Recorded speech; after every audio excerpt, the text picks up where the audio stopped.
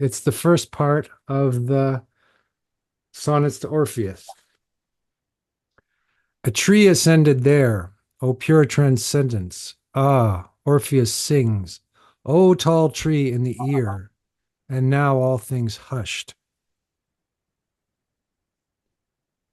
Yet, even in that silence, a new beginning, beckoning, changed appeared.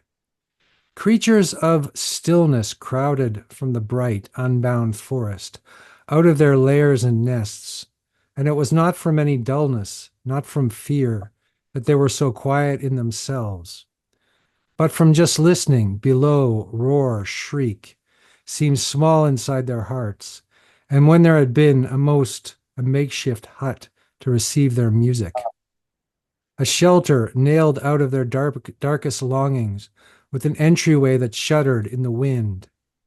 You built a temple deep inside their hearing. So that's Rilke. So we are connecting with the lineage of poets here. So without further ado, I'm going to introduce my old friend David Herz. I'm not going to read his enormous bio. It's voluminous. So he's done so many things. He's been everywhere. He's done everything. He's been all around the universe. He's been, he's quite a fellow, and I've known him for some time, and I'm quite sure that that he's a poet in his heart, and we've been trying to get him to publish something for years and years and years. He's published a few things, but we're still waiting for his massive epic tome of poetry, which is going to obviously change the world. Thank you all very much for being here. I'm greatly honored and pleased and very happy to be able to read this. And I'll begin with a poem called Falling in Faith. This will be the poem of great confusion, a soft-stepped entry into the world of touchy-feely, but so aware of it that the eye shatters things quickly. I can't fathom, I can't tolerate, but I have a rhinoceros bearing full bore on what it is constipates our epoch. You and I must rise, thanks to the leavening in the warmed and wetted flour, to feel the dank wind, the steady breeze that's lost its mind, blowing through this city onto my face, this nice city. I will crouch and hold this pose. A flickering wild light from my eyes illuminates the inner shebang. A space cushioned in velvet trompe-l'oeil. In verity, its edges are very far away. Entering means falling, falling into its faith. Otherwise, you and I will have to start all over again, feet first. Second is a poem called Love or Confusion. My ceaseless love for you finally blew its gasket. Something cellular and mental without form. There is no form. Logical sequence out the window. None of this thinking works. The old tulle curtain moves fitfully in a 19th century breeze. There is a large white hole in my being, but no pain. The kick in the head from a boot worn by Hermes with little wings flapping at the malleolus. A lineup of my ethereal selves is staggered. Was it love or simply delusion or Hendrix's confusion? And the gross and sobering truth has me believe the woman I have been in love with all this time is none other than my mother. I've never left home, not because she was a spectacular success at mothering, but rather where she failed in giving tender and uncritical love, something she never received. A story as old as desperation. Don't just care for me, damn it.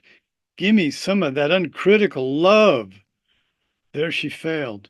It creased me deeply, those folds hiding me from being mother. I can see it in your eyes. I can feel it from your fingertips that you just can't provide. It's not there. and I wish to summon you. You who have been gone these 19 years, for I humbly open myself to your God-bespoken essence. It do love me. Let it love me quintessentially as I do you. Okay. Here's something which I wrote for my friend Polly. And it's called, I was sitting on my porch, and these are all of the things that happen in Paris at night. It's called Paris by Night. Insalubrious has a lovely sound, and yet it describes uncleanliness, which is ever so slightly less lovely, since we know sound and meaning and the pleasanter things in life do not always share consonants. Sounds, to either shiver your timbers or leave a fine taste in your mouth. While eclectic has a disturbing twinge, too close to electric, which, as in chair, is the parting shot. Yes, take that one. It has a final ring to it, and you wouldn't take the sound shot for a beginning, and yet that gets the race off. The one race you win and lose at the end because you are alone there at the stopping blocks. It's death, you see, good old death. Though this is little more than an interpretation, myself having been there with death while it carried off those close to and loved by me. Carried off, I don't know, but it does seem, as I Socrates the Grump said, that when death is there, you're not. Except that I have misremembered, and it was Epicurus. Just the sort of quaint and have said. Here now, at 10:30 p.m., they've turned on the streetlights. Sunset was a success. And one cat lies on the pillow on the porch, considering the minutiae of cat existence. This being a guess, of course. And we must take so much happenstance under our benevolent wing and lightly guess from whence it arose. It's almost 11. But here in Paris, 6 days after the longest night of the year, the sky towards sunset is still alight. A question arises as to how this is for you. Indeed, a word students overuse. I wrote this thinking of you in a hidden and neutral sort of way. You see, it's not connected to anything I can yet name. And meanwhile, an American woman's voice drones on because its intonation cuts through the night, tumbling out her open window into my ears while the cat has closed its eyes. I feel like she's not a bug, I hear her say. And this is my embroidering, for she surely said above. But it's the times, and dehumanizing is going full swing, and memories of our dear Gregor Samsa fill my mind as an electric bike speeds by, sounding just like a hand mixer. And Lord, is she loud and surely on the telephone. And I will not end here in our mostly tame forest of the city, where the murmurs rise treble free, TV and radio voices, short laughs, and the click of a front door being opened, and a tap as it shuts. A car starts up, and my American drones on, and two men, 2 buildings distant, sit with their backs against the window railings, 3 stories up. And she just said, "Oh my God." And shouldn't it be our God? Because God needs more than one of us. Otherwise, it sounds as if you're amplifying your ego, imagining leading God around on a leash like a well-trained cat. Meanwhile, the cat, my cat, has its eyes closed and is staring in my direction. Sunset's done. We cannot distinguish a glow on the horizon from light pollution. And here comes the noisy whir of a scooter as I fold up shop for the night. Now, here is a long poem. You are forewarned. It's a long poem. It's the longest poem I've ever written. It's a subject that I'm obsessed with. It's a subject. This is David, your voice is kind of cracking up. I don't know what it is. Is that just me or it's my supplier. it's your supplier? Okay. Anyway, just towards the end, it kind of cracks up. So just be careful that you're speaking in the mic and whatever. Yeah, speaking right at my dear computer. So this is called A Story of Cruelty. I don't know, so let me begin. This history of cruelty will be long and for some, rapturous in places, less so for others, not celebrating, but giving a stage to imagine, peopled by the aware and the unconscious. Nature out there is rudely efficient, in here as well. Every swelling in and on your body attests. Microorganisms go at it, from virus to amoeba to bacteria of every dimension, submicroscopic up to the Theomargarita magnifica, a bacterium averaging 10 millimeters. Gigantic. Millions of times larger than your everyday bacteria. It does good things to the soil. From our POV, it can't be cruel. Elvis did not croon with Theomargarita in mind. Really, none of this has anything to do with cruelty. We need an ingredient. The microbial world will never have intention. Deviant knowledge coupled with selfishness. But what is selfish microbes, viruses? Dead or alive? Neutral? Opportunistic? A very human perspective. Things seen look swift, brutal, and cruel. A larger fish chomping a smaller. Frogs spitting out poison beetles. Lions mauling antelopes and babies. A heron impaling a fish. All species in every direction, pouncing and nibbling, eat or be eaten. It's not to be thought about. I don't see cruelty in microbes. I don't see a world of microbial torture. I muddle and hope for clarity to ace my chief feature, fear. It immobilizes me when it has free rein, unnecessary, but omnipresent, not omnipotent. One of our cats is dying of a cruel cancer. It's cruel for her, seen from where I sit. She lies flat in the hall, breathing faster than cat normal. It is cruel for us because we love her.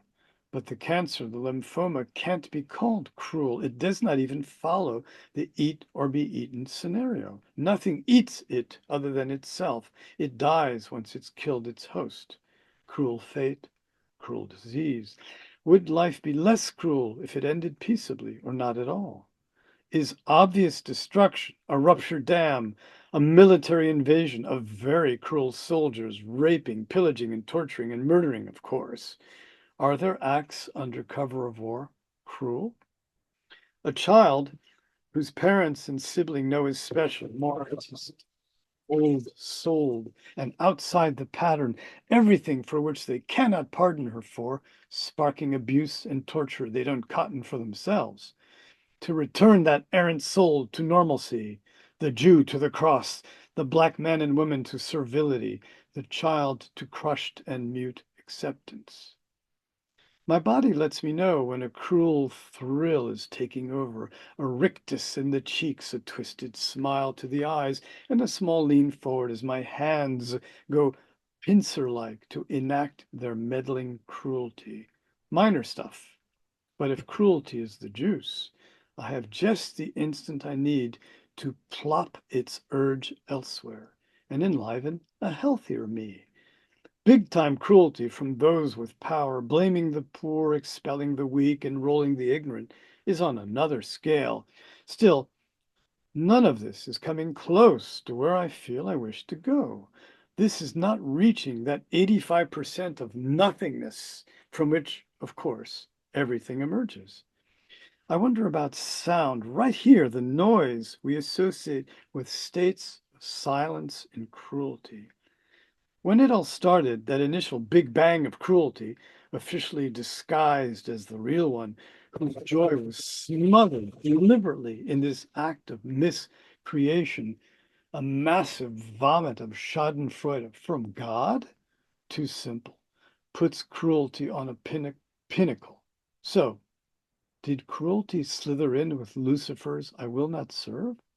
God's finest understood the role it had been given, unlimited free will, and other tasty tidbits such as inventing judgment as it went along. But it honed its genius in entrapment, in feeding mortals hope, the way French farmers force-feed geese and ducks to make foie gras, fattening our hope livers while the bathysphere of hope descends us through the abyss and has us step outside, where the pressure per square centimeter crushes us to tinfoil. Reality is non-negotiable, but there are so many good things, you will say. Yes, I'm not trying to rid the world of anything, just angling for a grip on cruelty. So goes my fear. It contracts and births at least one form of nastiness. Cruelty from acts of precipitation, brusque impatience, cortisol-induced brute being, wanting to be quick and free of it. Kindness is not well done in acceleration. I suspect I wish to expel the germ of cruelty from my innards. Is it then an affection to the world? I see the rush of water, an immense wild water flowing, called the current of life, and in it, a human adjunct, an unnatural flow grafted into the gorgeous maelstrom, a putrid orange-yellow rivulet of deliberate derangement and abuse, the meander of cruelty, unnecessary, but ingrained to a point of finality. It's in Les Liaisons Dangereuses. It's solvent in literature, film, can be shown on a canvas, on a face, through a smirk, but cannot be memorialized. No, there are no fossil specimens, archaeological signposts. However, a great many social conventions, from corsets to ripping out the heart of your prisoners and offering them to Huitzilopochtli, Mexica, humbled out of the sun and senselessly, sang Lou Reed about the girls who mistreated him. Is there a is there a sensibly cruel way to be? Am I getting closer to the townhouse of cruelty the island inhabits, its portion of antimatter, bringing it close to violence as something easier to identify, but it's broader than that, a savory spice you add to the brew that wafts above, still recognizable. Saffron, turmeric, rose, cumin, or ras el hanout that combines them all, something that comes after, showing you cannot pull away, a path arises, deal artfully and kindly with whatever displeases you. Is it a form of negligence when you succumb to the parade of baser instincts, ever ready to wave your flag? This morning, a handle to the word appeared. Cruelty is deliberately getting in the way of someone else's happiness. We have a good feel for that. Disturbs anyone else, above all those we know. And a glance, a remark, a deceleration in what we're doing, knowingly impacting the other, is a common and insidious show of the laziness with which we treat life and the disrespect we show for it in others, especially those we pretend to love. Fed in annoyance, sarcasm, and other ill-embodied sentiment, cruelty is ours to create. It's a spawn of free will, and too much or little time, rather, no feel for time at all. My mild definition needs amplification. Snuff someone's joy. You free yourself from being close to yourself. Your existence as a burden, bleed it, dump it. Cruelty is gleeful release from me. I've come closer to a glimpse of cruelty. I'm on the lookout for dawn, sunbeams, sparkle, dewdrops in the ferns, a veil of protection against my exercising cruelty. It won't be any sturdier than that. This poem is called If Everyone Was. If everyone were rich, there wouldn't be any rich people. If everyone were poor, there wouldn't be any poor people. If everyone were stupid, there wouldn't be any stupid people. And if everyone was smart, you got it, there wouldn't be any smart people. If everyone was a lizard, there wouldn't be any lizards. If we were all heroes, there would be no heroes. If we were all mediocre, there would be no mediocrity. If we were all politicians, we would still all be politicians. If we were all Arctic explorers, we would all be Arctic explorers, and the poles would crumble under our weight.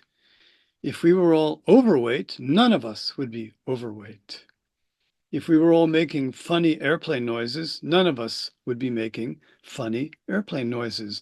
If we were all mothers, then time would stop. If we were all snails, time would pick up again, but slowly. If we were all Hindu gods, would we worship each other? If we were all doctors, would anyone dare get sick? If we were always asking questions, they wouldn't be questions. If we were all black, there wouldn't be any Negroes. If we were all Jews, there wouldn't be any anti-Semitism. If we were all happy, why is that so unimaginable? If we were all just an experiment, who writes up the conclusions? If we all hit rock bottom, wouldn't we all do well to stay there a while? If we were all the same, we wouldn't exist. If we were all open to wonderment, wouldn't that make our day? If we were all consumed in love, wouldn't that leave the gods nothing to complain about? If we were all moved to silence, wouldn't that recreate the universe? Well, let's see.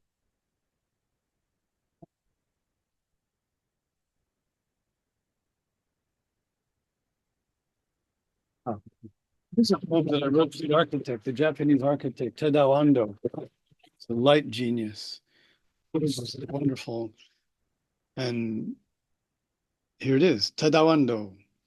Tadao Ando draws light in, bows before angling off to the left, where it seems to create a dewdrop the size of a date palm in your hands.